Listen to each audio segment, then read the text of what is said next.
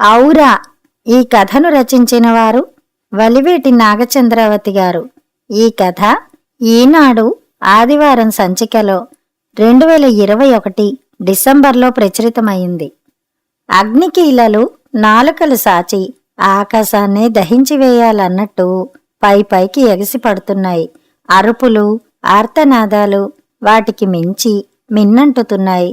కళ్ళు అరమూసి హెడ్ఫోన్ సాయంతో ఐప్యాడ్లో ఘంటసాల గారి భగవద్గీత శ్లోకాలని పరవశంగా ఆస్వాదిస్తున్న సుభద్రమ్మ చెవికి అపస్వరాలతో పెళ్ళపెళ్ళ శబ్దాలు, ఆరున్నొక్క రాగాలు సన్నసన్నగా వినిపించి హెడ్ఫోన్ పక్కకి పెట్టి బాల్కనీలోకి వచ్చింది. తమ కమ్యూనిటీకి ఆనుకుని ఉన్న రోడ్డుకి అవతల పక్క వరుసగా వేసున్న గుడిసెలు తగలబడుతున్నాయి. ఆ ఇళ్లల్లో వాళ్ళు అరుస్తూ పరుగులు తీస్తూ కాలుతున్న ఇళ్లలోంచి గిన్నెలు మంచాలైనా బయటకు తెచ్చుకోవాలని తాపత్రయపడుతున్నారు. పాపం వాళ్ళు పొట్ట చేత్తో పట్టుకుని ఎక్కడెక్కడో పక్క రాష్ట్రాల నుంచి కూలీ నాలీ కోసం వచ్చిన పామర జనం ఈ చుట్టుపక్కల కొత్తగా కడుతున్న అపార్ట్మెంటుల్లో కూలి పని చేసుకుంటూ తల దాచుకోవడానికి తాత్కాలికంగా ఏర్పరచుకున్న నివాసాలవి. గంటలో మొత్తం ఆరగించేసి బుగ్గి మిగిల్చాడు అగ్నిహోత్రుడు. ఆ బూడిదలో ఇంకా ఏమైనా మిగిలాయేమోనని వెతుక్కుంటున్న వాళ్లను చూస్తూ జాలిగా నిట్టూర్చి లోపలికి రాబోయిందల్లా వాళ్లు మరోసారి గొల్లుమనడం వినిపించి ఆగింది సుభద్రమ్మ. పూర్తిగా కాలిపోయిన శరీరాన్ని ఓ ఇంట్లో నుంచి బయటికి మోసుకొస్తున్నారు కొందరు. ఆ శవం తాలూకు ఇద్దరు పిల్లలు వెంట నడుస్తూ అమ్మా అమ్మా అని హృదయ విదారకంగా ఏడుస్తున్నారు. మనసు వికలమవగా అయ్యో పాపం అనుకుంటూ లోపలికి నడిచింది సుభద్రమ్మ. ఆ మన్నాడు ఆదివారం ఆ కమ్యూనిటీ ప్రెసిడెంట్ గారి నుంచి అన్ని అపార్ట్మెంట్స్ వాళ్లకి ఓ మెసేజ్ వచ్చింది. సాయంత్రం 6:30 గంటలకి మీటింగ్ హాల్లో అందరూ సమావేశం అవ్వాలి అని. అలాగే కలిశారందరూ. వీళ్లకంటే ముందే వచ్చి ఓ పక్కగా నిలబడి ఉన్నారు. నిన్నటి రోజున ఇళ్ళు వాకిళ్ళు పోగొట్టుకున్న బడుగుజీవులు. వీళ్లంతా మన ఇళ్ల కోసం రాళ్లెత్తిన వాళ్ళు మన కళ్ల ముందే నిరాశ్రయులయ్యారు. ఈ విపత్కర సమయంలో వీళ్ల మీద దయ చూపించడం, చెయ్యి అందించడం మన బాధ్యత. నా సూచనను ఆమోదించి శక్తి మేరకు మీ ఉదార హృదయాన్ని ప్రదర్శించవలసిందిగా అభ్యర్థిస్తున్నాను. ప్రెసిడెంట్ గారు విజ్ఞప్తి చేశారు. ఆ కమ్యూనిటీలో ఉన్నవన్నీ లగ్జరీ అపార్ట్మెంట్స్. వీటిల్లో ఉన్నవాళ్లందరూ చాలా వరకు పెద్ద ఉద్యోగస్తులు, బిజినెస్ చేసేవాళ్లు. అందుచేత దాతృత్వం కొంత భారీగానే జమైంది. కొంతమంది వాళ్లకు నెలకు సరిపడే బియ్యము, పప్పు, ఉప్పు అందిస్తున్నారు. ఇంకొందరు బట్టలు ఇస్తామని, తమ ఇంట్లో ఉన్న పాత సామాను వంట కోసం ఇవ్వగలమని వాగ్దానాలు చేశారు. త్వరలోనే వాళ్లకు ఇళ్లు కట్టించి ఇచ్చే ఏర్పాటు చేస్తామని ప్రెసిడెంట్ గారు హామీ ఇచ్చారు. అంతా బాగానే ఉంది. కాని ఒక్క సమస్య మిగిలిపోయింది. మరి మరణించిన ఆమె ఇద్దరు పిల్లల గతేమిటి? ఆ కుర్రవాడికి 12 ఏళ్లు, ఆ ఆడపిల్లకి 10 ఏళ్లు ఉంటాయి.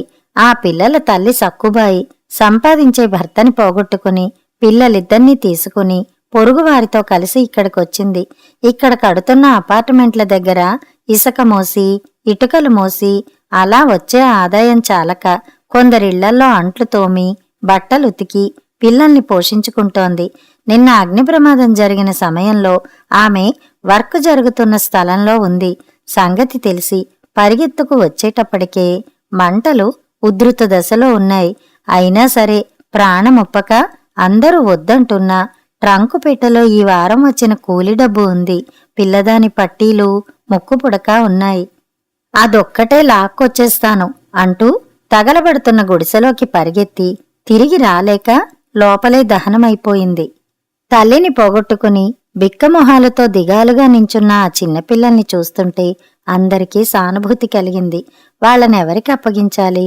సక్కుబాయితో కలిసి వచ్చిన వాళ్లకు కూడా ఆమె భర్త ఒక్కడే తెలుసు. దగ్గర బంధువులెవరో పిల్లలతో పాటు వాళ్లు ఎరగరు. పోనీ అంటే ఆ పిల్లల్ని పెంచే స్తోమత వాళ్లకూ లేదు. వాళ్ల బ్రతుకులు అంతంత మాత్రమే. మరి ఏం చేద్దామంటారు? ఏ అనాథాశ్రమంలోనో చేర్పించేద్దామంటారా? జవాబు వెతికే భారం అందరికీ పంచుతూ ప్రశ్నించారు ప్రెసిడెంట్ గారు. పిల్లలు పచ్చగా కనుముక్కు తీరుతో చక్కగా ఉన్నారు. ఆ అనాథ శరణాలయంలో ఎలా చూస్తారో ఏమిటో. పైగా వయసొస్తున్న ఆడపిల్ల. అలాంటి చోట్ల ఎన్నో ఘోరాలు జరిగాయని వింటున్నాం. చూస్తూ చూస్తూ సుభద్రమ్మ పక్క కుర్చీలో కూర్చున్న త్రివేణమ్మ మెల్లగా అంది జాలిగా. ప్రెసిడెంట్ గారివి పాము చెవులు. అవును, మీరన్నది నిజం. నేను అదే ఆలోచిస్తున్నాను. మీరు వేరేగా అనుకోనంటే ఒక్క మాట. మీలో ఎవరూ మీ పిల్లలతో పాటు ఇంకొక బిడ్డని పోషించలేనంత దిగువ స్థాయి ఆర్థిక స్థితిలో ఉన్నారని నేను అనుకోను. కావలసిందల్లా పెద్ద మనసు. మీలో ఏ ఒక్కరు దయచూపినా ఈ పిల్లలు అదృష్టవంతులవుతారు. ప్రెసిడెంట్ గారి చూపులో అభ్యర్థన. దిగ్గున లేచింది సుభద్రమ్మ. నా పిల్లలు పెద్దవాళ్లయి ఎక్కడెక్కడో ఉన్నారు. ఒంటరిదాన్ని. బంధువుల పిల్లల్నెవర్నైనా చేరదీయాలని ఎన్నాళ్ల నుంచో ప్రయత్నం చేస్తున్నాను. చుట్టాలలోనే కావాలని ఏముంది? ఈ పాప నాకు నచ్చింది. తనని నేను దత్తత తీసుకుంటాను అంది. మబ్బుల్లో చందమామల చింపిరి జుట్టు, మాసిన బట్టల్లో ఉన్న పెద్ద కళ్ళు, పచ్చని ఛాయతో ఉన్న ఆ పిల్లవంక ముచ్చటగా చూస్తూ. ప్రశంసగా చూశారు సుభద్రమ్మ వంక ప్రెసిడెంట్ గారు. కరతాళ ధ్వనులు చేశారందరూ. దత్తతలాంటి పెద్ద మాటలు వద్దుగాని ఆ కుర్రవాడు తన కాళ్లమీద నిలబడేదాకా నేను మా ఇంట్లో ఉంచుకుని పోషించగలను. సుభద్రమ్మ చూపిన స్ఫూర్తితో, భార్య రేవతి ప్రోత్సాహంతో ఓ స్మాల్ స్కేల్ ఇండస్ట్రీ నడుపుతున్న భవానీ శంకరం గారు ముందుకొచ్చి అన్నారు. హాల్లో తిరిగి చప్పట్లు మార్మోగాయి. ఆ రోజే మీరాని తన ఇంటికి తెచ్చేసుకుంది సుభద్రమ్మ. మర్నాడు రెడీమేడ్ షాప్లో అరడజను గౌనులు తీసుకుంది.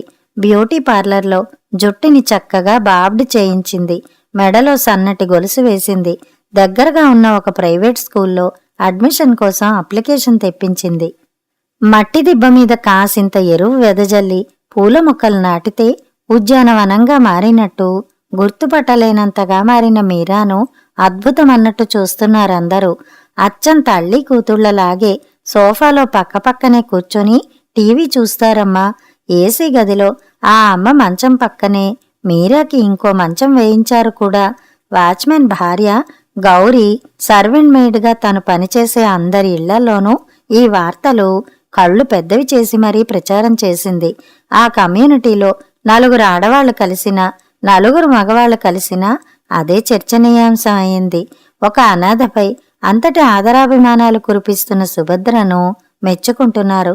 అంతటితో ఊరుకోక రేవతి భవానీ శంకరం గార్లతో పోల్చి చూస్తూ పెదవి విరుస్తున్నారు. ఎందుకంటే వాళ్ళు ఆ పిల్లవాడు జగదీష్కి కాస్త ఖాళీ ఉన్న తమ స్టోర్ రూంలో వసతి ఇచ్చారు. వీడి వయసువాడే ఉన్నాడు వాళ్లకో పిల్లవాడు. అతను వేసుకునే బట్టల్లో పాతవి కొన్ని జగదీష్కి ఇచ్చారు వేసుకోమని. టైం ప్రకారం వంట మనిషి టిఫిను, భోజనము ప్లేట్లో పెట్టి ఇస్తే ఒక సైడున ఉన్న వరండాలో కూర్చొని తింటున్నాడు. ఈ బేరీజు వేయడాలు, విమర్శలు గుప్పించడాలు ఆ నోటా ప్రయాణించి భవానీ శంకరం గారి దాకా వచ్చాయి. ఆయన నిష్కర్షగా చెప్పారు. నేను ముందే చెప్పాను, దత్తత తీసుకునేటంత హృదయ వైశాల్యం నాకు లేదని. ఆ పిల్లవాడు తన పొట్ట తాను నింపుకోగలిగేంత వరకు నేనతని బాగోగులు చూసుకుంటాను. అంతే. ఎవరైనా ఇంతకంటే గొప్పగా చూసుకుంటామంటే వాళ్ళు నిరభ్యంతరంగా వాణ్ణి తీసుకువెళ్లవచ్చును అని. గప్ చుప్. ఆ తర్వాత కిక్కురు మనలేదెవ్వరూ. 3 నెలలు గడిచాయి. స్కూళ్లు ఓపెన్ అయ్యాయి. జగదీషు దగ్గర్లో ఉన్న గవర్నమెంట్ స్కూల్లో 7th క్లాస్లో జాయిన్ అయ్యాడు. ఇక మీరాకి సుభద్రమ్మగారు అప్లై చేసిన కాన్వెంట్లో సీట్ వచ్చింది. కానీ దగ్గర్లో కాదు, చాలా దూరంలో. ఆ స్కూల్కి సంబంధించిన ఇంకో బ్రాంచిలో. ఇరుకున పడిపోయారు సుభద్రమ్మగారు. మెయిన్ రోడ్డుకి పెడగా ఉన్న ఈ కమ్యూనిటీకి స్కూల్ బస్ రాదట. మరేం చెయ్యడం? యోచన చేసి ఓ నిర్ణయానికి వచ్చింది సుభద్రమ్మ. ఆ వారం మహిళా మండల్లో అందర్నీ కలుసుకుని చెప్పారు సుభద్రమ్మ. ఈ కమ్యూనిటీలో నాకు చాలా సౌకర్యంగా ఉంది. మీ అందరి స్నేహానికి దూరం అవడం కూడా నాకిష్టంగా లేదు. కానీ మీరాకి స్కూల్ చాలా దూరమైపోతుంది. చూస్తూ చూస్తూ ఏ ఆటోవాడినో నమ్మి రోజూ ఆడపిల్లని అంత దూరం ఎలా పంపను? అందుకే ఇల్లు మారదామనుకుంటున్నాను. స్కూలుకి దగ్గరగా అయితే మధ్యాహ్నం భోజనానికి ఇంటికి వచ్చేయగలదు మీరా. సుభద్రమ్మగారు విచారంగా చెబుతుంటే అందరికీ కూడా బాధ అనిపించింది. ఆవిడంటే అందరికీ మంచి అభిప్రాయమే ఉంది. ఇప్పుడైతే దగ్గరకు తీసిన ఓ పేదరాలి బిడ్డ భవిష్యత్తు కోసం ఇల్లు మారడానికి కూడా వెనకాడని ఆమె ఔదార్యానికి ఆ గౌరవం మరింత పెరిగింది వాళ్ల మనసుల్లో. వెళ్లే ముందు జగదీష్ని పిలిచి చిన్న మొబైల్ అతని చేతిలో పెట్టారు సుభద్రమ్మ. నా నెంబర్ దీనిలో ఫీడ్ చేశాను. ఎప్పుడు కావాలంటే అప్పుడు మీ చెల్లెలతో ఫోన్లో మాట్లాడొచ్చు. నువ్వు చూడాలనుకున్నప్పుడు చెప్పు, ఎలా రావాలో రూట్ చెప్తాను అన్నారు. తల ఊపుతూ నమస్కారం చేశాడు జగదీష్. ఆవిడ చెప్పినట్టే ఏ నెంబర్ సిటీ బస్ ఎక్కాలో తెలుసుకుని నెలకోసారి చెల్లెల్ని చూసి వచ్చేవాడు జగదీష్. 3వ నెలలో చూసొద్దామని వెళ్ళినప్పుడు సుభద్రమ్మగారు లేరు. ఇంటికి తాళం వేసి ఉంది. ఏ మార్కెట్కు వెళ్ళుంటారని కాసేపు ఎదురు చూసి వచ్చేశాడు. మళ్లీ వారం తిరిగి వెళ్ళాడు. ఊహూ, అలాగే తాళం వేసి ఉంది. పక్కింటి వాళ్ళని వాకబు చేశాడు. ఏమోనయ్యా, కొత్తగా వచ్చారు కదా, అంతగా పరిచయం లేదు. వాళ్ళ అమ్మాయి ఇంటికి వెళుతున్నామని పని మనిషితో చెబుతుంటే విన్నట్టు గుర్తు అన్నారు పట్టి పట్టనట్టు. ఇది సిటీ. పొరుగువారి సంగతి పట్టించుకునే తీరుబాటు, ఆసక్తి ఎవరికీ ఉండదు. ఎన్నిసార్లు ఫోన్ చేసినా సుభద్రమ్మగారు ఎత్తడం లేదు. దిగాలు పడిపోయాడు జగదీష్. రోజు మెతుకు మిగల్చని వాడల్లా ఆ రోజు కంచంలో పెట్టిన అన్నమంతా అలా వదిలేయడం చూసి ఇదేమిట్రా అంది ఆశ్చర్యంగా భవానీశంకరం గారి భార్య రేవతి. బావురుమన్నాడు వాడు. ఆ రోదన విని ఆదరా బాదరా భవానీశంకరం గారు కూడా వచ్చారక్కడికి. లాలించినట్టు అడిగి సంగతేమిటో తెలుసుకున్నారు. ఓస్ పిచ్చివాడా, దానికెందుకు ఏడుపు? సుభద్రమ్మ గారి కూతురికి ఏం అవసరం వచ్చిందో అర్జెంటుగా వెళ్లాల్సి వచ్చి వెళ్ళి ఉంటారు. నువ్వెన్నిసార్లు ఫోన్ చేసినా ఎత్తలేదంటే అక్కడ పరిస్థితి ఏమిటో. నీకు ఫోన్ చేసే వెసులుబాటు చిక్కిందో లేదో, ఏదో కారణం లేందే సుభద్రమ్మ గారలా నిర్లక్ష్యం చేసే మనిషి కాదు. చూస్తుండు, ఇవాళో రేపో సారీ నాయనా అంటూ ఫోన్ చేస్తారు చూడు అని ధైర్యం చెప్పారు. రేపు కాదు, మాపు కాదు, వారం రోజులైనా ఫోన్ కాల్ రాలేదు. భవానీశంకరం గారు జగదీష్ని వెంట పెట్టుకుని సుభద్రమ్మ గారు మీరాని చేర్పించినట్టు చెప్పిన స్కూల్కి వెళ్లారు. ఆ స్కూల్ ప్రిన్సిపల్ చెప్పిన సమాచారం విని నిర్ఘాంతపోయారు. నెల క్రితమే సుభద్రమ్మ గారు వచ్చి టీసీ తీసుకు వెళ్లారట. జగదీష్ మొహంలో రక్తం చుక్కలేదు. ఊరుకుంటే అక్కడే ఏడ్చేసేలా ఉన్నాడని అతని భుజం మీద చెయ్యేశారు భవానీశంకరం గారు. కంగారు పడకు, ఏం చెయ్యాలో ఆలోచిద్దాంలే అన్నారు అనునయంగా. నిజంగానే ఈ విషయంలో ముందడుగు వేయడం ఎలాగా అని ఆలోచిస్తూనే ఉన్నారు భవానీశంకరం గారు. నీళ్లు పోయడం ఆపేసిన మొక్కలా వడలిపోతున్న జగదీష్ మొహం చూసినప్పుడల్లా తెలియకుండానే జాలితో చెలించిపోయేవాళ్ళ ఇంటిల్లిపాది. సుభద్రమ్మ గారి నుంచి ఫోన్ వచ్చింది జగదీష్కి. అది ఫోన్ కాల్ కాదు, వీణులకు సోకిన వీణానాదం. సారీ జగదీష్, మా అమ్మాయి సుధకి యాక్సిడెంట్ అయిందంటే అర్జెంటుగా ముంబై వచ్చేశాం. అది గాయాల నుంచి కోలుకుని మనుషుల్లో పడేదాకా నీకు ఫోన్ చేసి సంగతి తెలియచేయాలని కూడా తోచలేదంటే నమ్ము. ఈ కష్టంలోనే ఒక సంతోషం కలిగించే వార్త. మా అమ్మాయి ప్రెగ్నెంట్. నేనిక ఇప్పట్లో అక్కడికొచ్చే అవకాశం లేదు. సరే, నువ్వు బావున్నావు కదా, అందరూ కులాసాగానే ఉన్నారుగా, మరి ఉంటాను. ఆవిడ మాటలాపిన క్షణంలోనే మీరు ఇక్కడికొచ్చారని ప్రిన్సిపల్ గారు చెప్పారమ్మా అన్నాడు ఆత్రంగా జగదీష్. ఇక్కడికి వచ్చి నాకు చెప్పలేదు మీరు అని బాహాటంగా నిష్ఠూరం వేయలేక. మరీ వచ్చాను. ఒక్క పూటలో అక్కడ పనులన్నీ ముగించుకుని వెళ్ళిపోయాను. అప్పుడే మీరా స్కూల్ నుంచి టీసీ తీసుకువచ్చేశాను. నా మూలాన దాని భవిష్యత్తు పాడవకూడదు కదా. ప్రస్తుతం ఇక్కడ సీటు కోసం ప్రయత్నిస్తున్నారు మా అల్లుడు. నువ్వు మీరా గురించి ఏమీ బెంగపడకు, దాని భారం నాది. ఈసారి మీరా చేతే మాట్లాడిస్తాను, సరేనా అంది లైన్ కట్ చేస్తూ. చెప్పినట్టుగానే నెల తర్వాత మీరాతో మాట్లాడించింది సుభద్రమ్మ. నేను బాగానే ఉన్నానన్నా, ఆంటీ నన్ను బాగా చూసుకున్నారు. నువ్వేం కంగారు పడకు, ముక్తసరిగా చెప్పి పెట్టేసింది మీరా. చెల్లెలి ముభావానికి మనసు చివుక్కుమంటున్నా గొప్ప ఇంటికి దత్తత వెళ్ళిందిగా, ఆ మాత్రం అహ ఉండదా అనుకుని సమాధానపడిపోయాడు జగదీష్. అప్పట్నుంచి 4-5 నెలలకోసారి తప్పనిసరి తద్దినమన్నట్టు ఫోన్ చేసి మేము క్షేమం, మీరు క్షేమమే కదా అని యోగక్షేమాలు చెబుతోంది సుభద్రమ్మగారు. అప్పుడే మీరా కూడా మొక్కు తీర్చుకుంటున్నట్టు 2-3 మాటలు అప్పగిస్తోంది. ఆ ఏడాదే 8th స్టాండర్డ్లోకి ప్రవేశించిన జగదీషు దాని ప్రపంచం వేరైపోతోంది అనుకునేవాడు. ఇంకో కుదుపు, సుభద్రమ్మగారి నుంచి మేము కెనడా వెళ్ళిపోతున్నాం, మా అల్లుడికి అక్కడ ఉద్యోగం వచ్చింది అని. మరి మీరా? కలవరపడుతూ అడిగాడు జగదీష్. నవ్వింది సుభద్రమ్మ. వదిలేస్తాననుకున్నావా? నేనెక్కడుంటే అక్కడే మీరా.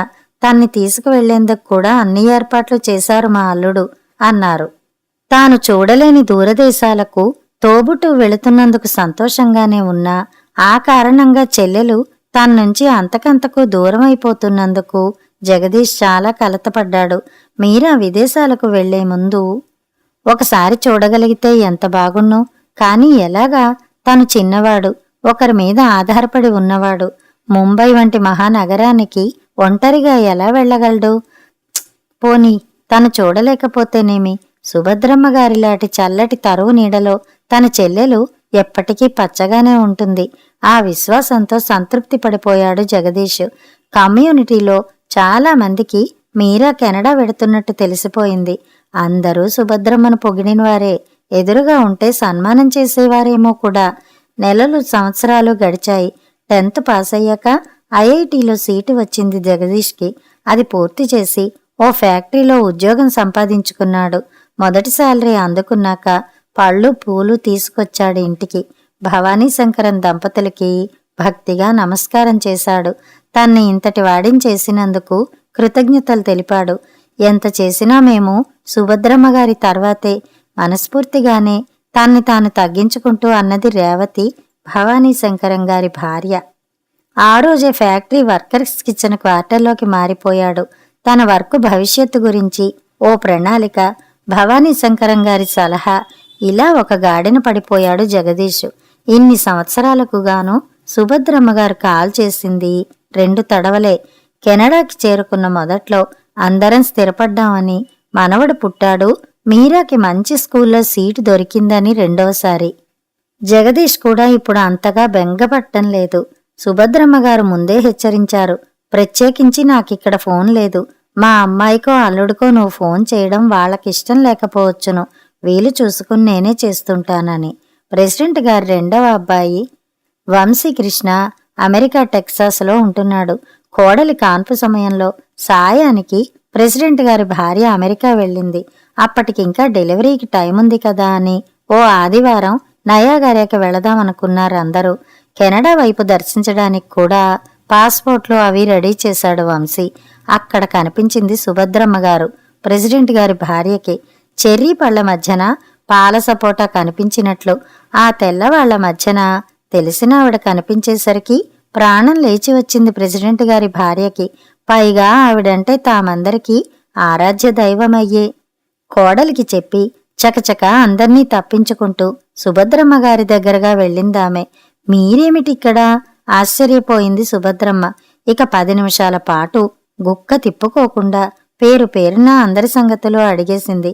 దూరంగా కనిపిస్తున్న కూతుర్ని, అల్లుణ్ణి చూపించింది. అల్లుడి హోదా గురించి, కూతురి ఉద్యోగం గురించి ఆకాశానికి ఎత్తి చెప్పింది. వాళ్లు కొత్తగా కట్టుకున్న ఇంటి గురించి వర్ణించింది. పావుగంట తర్వాత మా అమ్మాయి పిలుస్తున్నట్టుంది, నేనిక వెళతాను అంటూ సుభద్రమ్మగారు లేచినప్పుడు అడిగింది ప్రెసిడెంట్ గారి భార్య, మీరా ఎలా ఉంది అని. ఓ, మీకు మీరా గుర్తుందా? తనకే చాలా బావుంది, చక్కగా చదువుకుంటోంది. మా ఇంట్లో 2 చంటి పిల్లలు కదా, దాని స్టడీకి ఇబ్బంది అవుతుందని హాస్టల్లో ఉంచాను అన్నదావిడ హుందాగా బ్యాగ్ తీసుకుని బయలుదేరుతూ. తిరుగుముఖం పడుతూ కొడుకు కోడలు కారులో అన్నీ సర్దుతున్నారు. డిక్కీ పక్కనే ఎవరో నక్కుతున్నట్టు అనిపించి పక్కకి తిరిగి చటుక్కున చెయ్యి పట్టుకుని యువతలకి లాగారు ప్రెసిడెంట్ గారి భార్య. తైల సంస్కారం లేని జుట్టు, తనవి కావని తెలిసిపోతున్న బట్టలు, అమాయకమైన చూపులు. తను మీరా. ఇందాకే మిమ్మల్ని చూశాను ఆంటీ, మేడం ఎదురుగా వస్తే చంపేస్తారు, అందుకని రాలేదు.